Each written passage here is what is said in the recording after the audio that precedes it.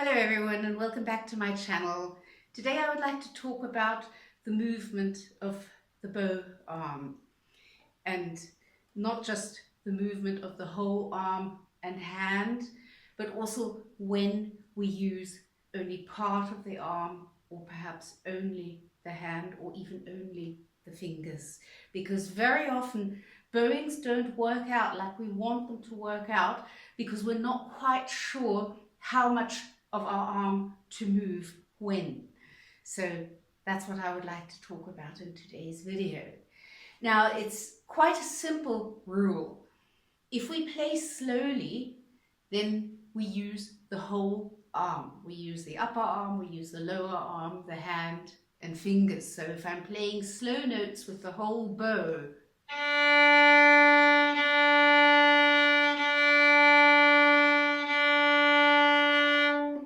all of my arm is moving. My upper arm is moving, the lower arm is moving, and the hand and fingers are following with the passive movement because my fingers are loose. Our fingers have to be loose, they have to be able to move passively. So for long bows, slow notes, we use the whole arm. Now the faster we play, the less arm we use.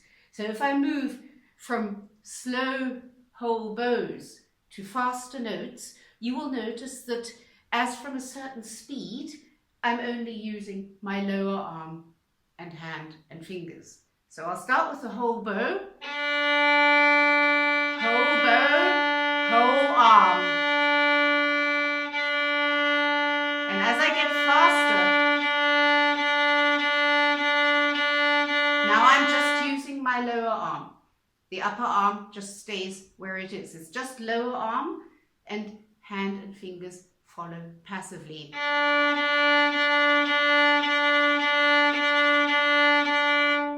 If I would try to use my whole arm for such fast bowings, I will inevitably not bow straight and I won't have as much bow control. So for faster bowings, already I'm only using the lower arm.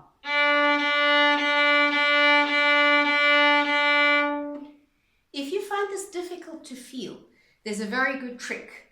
You just go to a wall and put your elbow against the wall so that your elbow is touching the wall,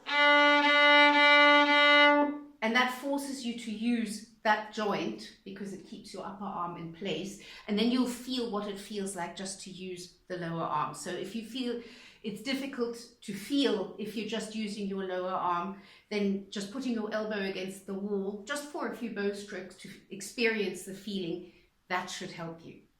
Now as we get even faster, moving the lower arm will also become too much, and we have to move over to just using the hand, the wrist and the fingers.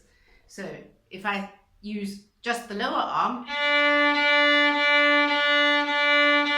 if I get even faster, I'm going to have to stop using the lower arm and use just my hand.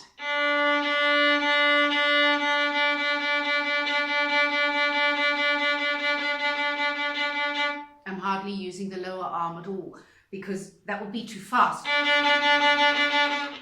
I don't have any control if I use the whole arm. It's just the wrist, hand and fingers.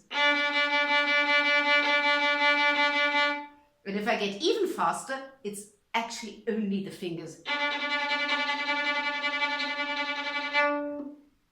So you notice the faster we play, the less bow we use and the less of our arm moves. I'll show you once completely going from whole bows, whole arm, all the way to finger movement.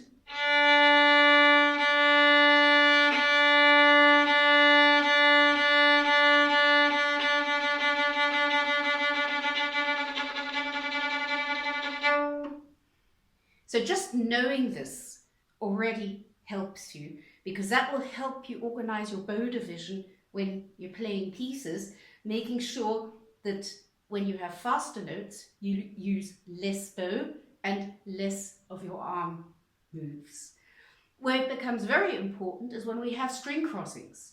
If we have large string crossings going from the G string to the E string, we need to use our whole arm.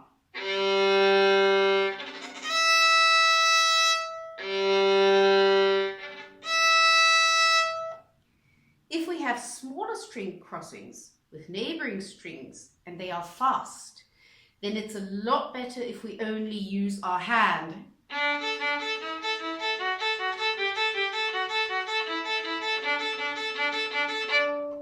It's a much more economical movement. So also with string crossings, it depends on the context whether we use our whole arm or whether we just use our hand and fingers.